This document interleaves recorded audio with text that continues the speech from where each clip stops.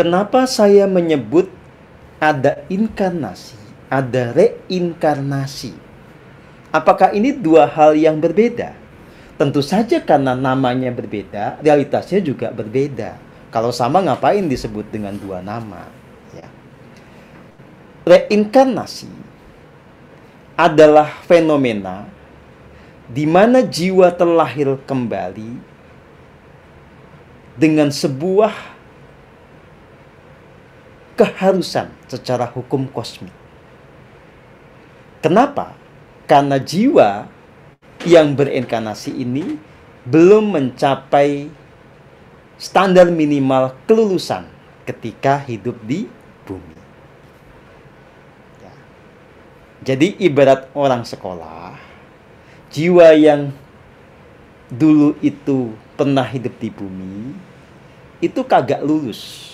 Ya. Sehingga ketika meninggal, dia masuk ke sebuah alam yang membuat dia mau tidak mau harus meneruskan perjalanannya sampai lulus. Dan mekanisme untuk meneruskan pembelajaran disebut sebagai reinkarnasi. Anda terlahir kembali. Nah, mayoritas manusia yang ada di bumi ini melalui skema reinkarnasi.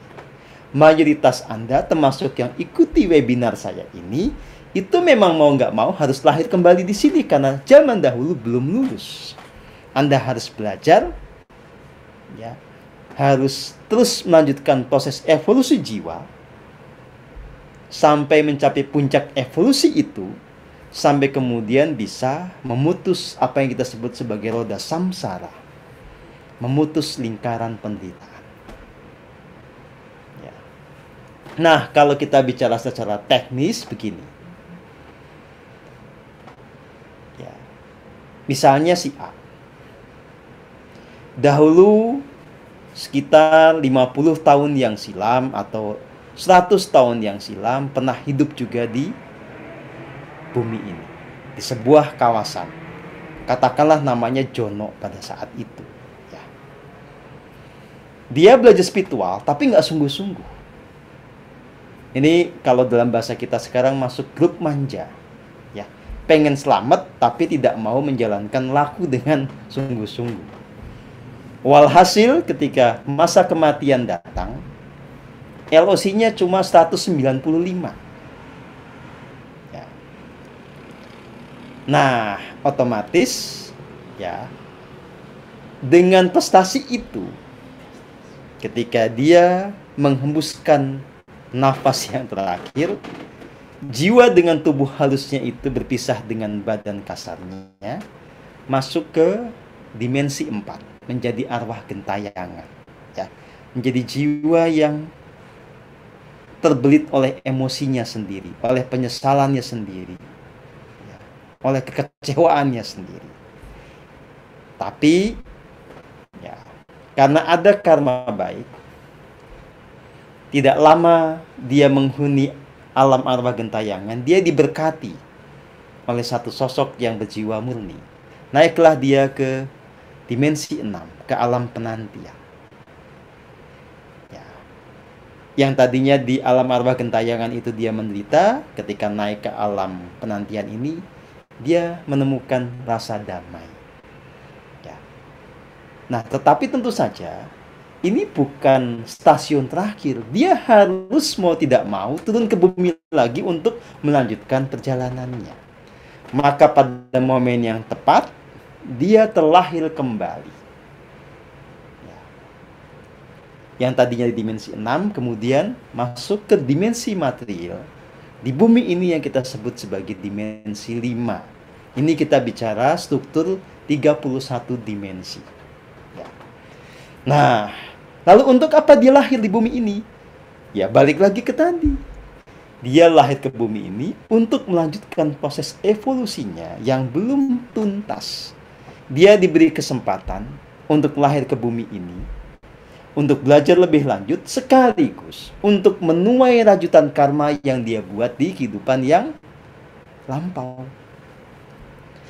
Ya, kalau case-nya Jono ini, katakanlah, dulu dia suka menyiksa kucing tetangganya. yang dia anggap bikin berisik dan seterusnya. Ya. Kalau itu sebagai sebuah dosa tidak diselesaikan hingga titik kematiannya, dia anggap nggak penting lah, namanya juga cuma kucing, apa sih gitu ya. Itu akan menjadi karma buruk yang terbawa hingga kehidupan sekarang, yang pada waktunya itu harus dituai buahnya. Orang Jawa bilang namanya ngunduh wohing pakarti. Pakarti di kehidupan lampau bisa dipetik di kehidupan yang berikutnya. Ya, begitu. Nah, inilah gambaran ringkas dari yang namanya reinkarnasi. Loh, kok ini beda dengan kepercayaan-kepercayaan religi tertentu? Bahwa kalau orang meninggal itu, ya sudah, dia kembali kepada Tuhan. Dia masuk ke rumah Bapa di sorga. Dia ada di sisi Tuhan dalam kebahagiaan dan kedamaian. Atau dia masuki alam kalanggengan yang penuh dengan kebahagiaan sejati. Saya kasih jawaban yang lugas. Bedakan antara cita-cita dengan kenyataan. Ya. Bedakan antara idealita dengan realita. Cita-cita dari setiap jiwa adalah mencapai level kesadaran spiritual yang tertinggi, yang memungkinkan dia ada di fase jumbuh kaula Gusti.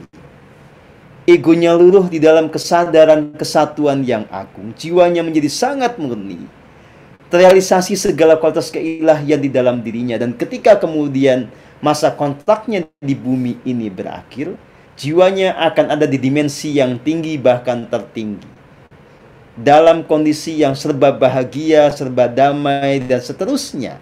Ini namanya cita-cita atau idealita. Itu pun bukan dikatakan dia kembali kepada Tuhan. Emang Tuhannya ada di mana? Kan Tuhan jelas adalah realitas yang melampaui batasan ruang dan waktu. Maka dia bukan di sebuah tempat di mana kalau kita mati kita akan ke tempat dia. Bukan.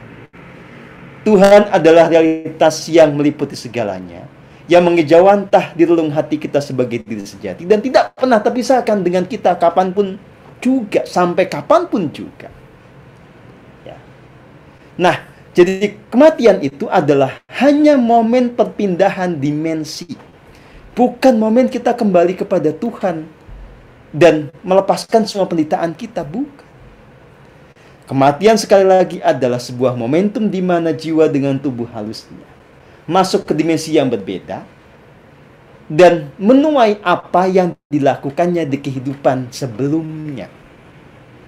Apa yang dialami, dirasakan di kehidupan berikutnya itu, dan dimensi mana yang dicapainya, sepenuhnya tergantung dari level kesadaran pada saat ini. Jadi jangan ngayal bahwa kalau Anda meninggal dunia, sudahlah selesai segala penderitaan. Bagi banyak orang, penderitaan yang sesungguhnya justru dimulai ketika meninggal dunia. Ya. Oke.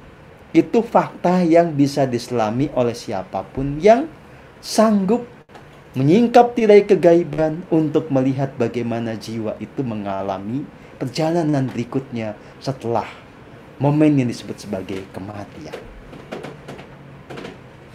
Ya. Jadi sekali lagi, mati tidak berarti kembali kepada Tuhan. Mati tidak berarti kembali kepada rumah Bapa di sorga. Mati adalah momentum kita masuk ke fase kehidupan yang baru, di mana kita menuai hasil perbuatan kita sebelumnya. Ya. Maka, kalau Anda mengerti itu, sikap bijaksana ketika kita masih hidup adalah betul-betul menghargai kehidupan ini, betul-betul menghargai momen saat ini di sini sebagai sebuah kesempatan bagi kita untuk memutus lingkaran samsara, untuk memurnikan jiwa raga, agar di bumi ini kita menemukan hidup surgawi, dan kalau kita meninggal juga kita naik ke dimensi yang tinggi atau bahkan tertinggi, dan merasakan bahagia yang berkelanjutan. Di sini bahagia, di sana bahagia. Itu idealitas. Itu harapan saya pada Anda semua. Faktanya adalah kebanyakan orang tidak menghargai momen saat ini dan di sini. Kebanyakan orang sibuk dengan ilusinya, prasangkanya, sibuk dengan kekerasan hatinya, sibuk dengan kesombongannya, sibuk dengan hasrat-hasrat egoistiknya. Nanti baru akan kapok kalau sudah terbentur oleh fakta di mana Anda tidak bisa berbuat apa-apa lagi. Lalu apa itu inkarnasi? Ya, ada reinkarnasi, ada inkarnasi. Inkarnasi adalah fenomena manusia di masa lalu yang mencapai kesadaran tinggi, bahkan tertinggi di zamannya. Dia mencapai tataran Kristus atau mencapai tataran avatar. Kemudian tanda kutip ya, meninggal dunia. Jiwanya naik ke alam yang tinggi atau tertinggi sesuai dengan pencapaian di masa lalu.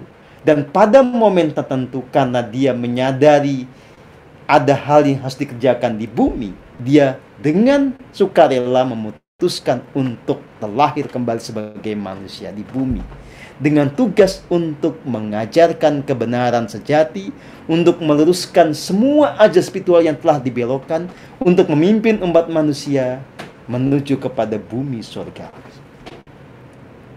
Ya. Kalau pakai penjelasan teknis tentang pencapaian dimensi di kehidupan lampau, ya sederhananya mereka yang di atas dimensi 21 lah ya. Itu ketika lahir kembali ke sini kita sebut sebagai avatar. Tentu saja ketika dia belum tercerahkan, dia disebut sebagai calon avatar. Begitu.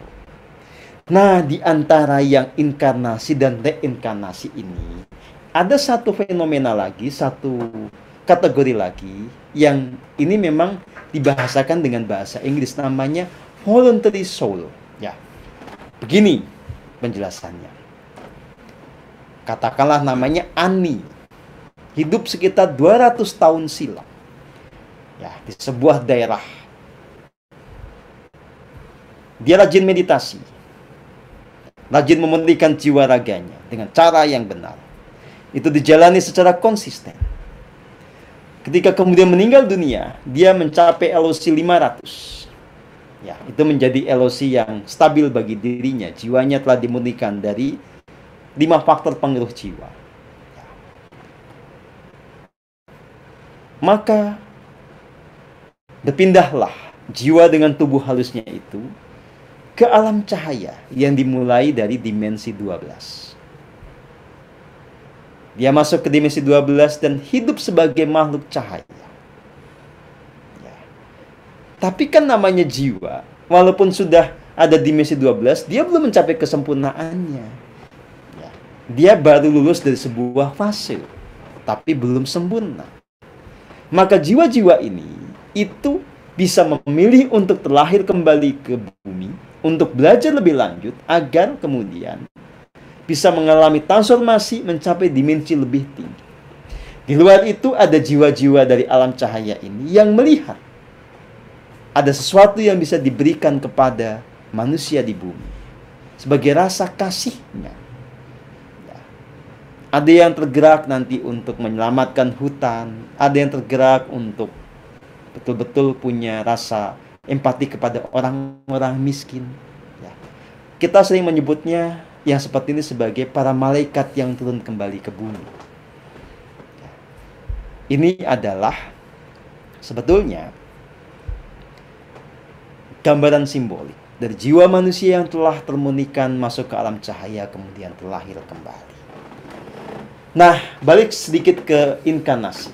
Bagaimana kalau zaman dulu buminya baru terbentuk, peradaban manusia baru ada, apakah kemudian ada inkarnasi?